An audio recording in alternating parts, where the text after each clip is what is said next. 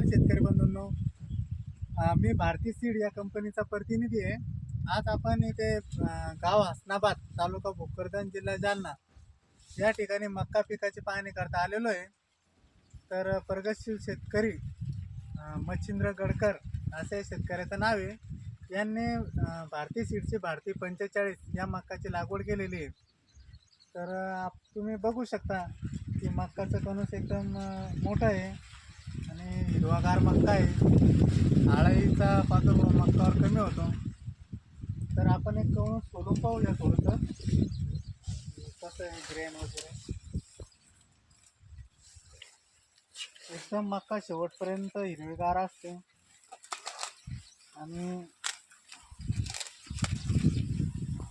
मक्का पाहायची झाली तर एकदम टोकापर्यंत दाणा भरलेला आहे.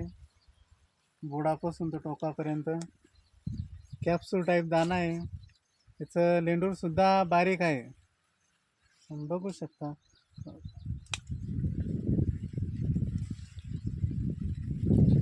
तर माझी शेतकरी बंधूंना अशी नम्र विनंती आहे, येणाऱ्या खरीप हंगामामध्ये भारती 45 या वाहनाची जास्तीत जास्त लागवड करून तुम्ही उत्पन्न वाढवावं.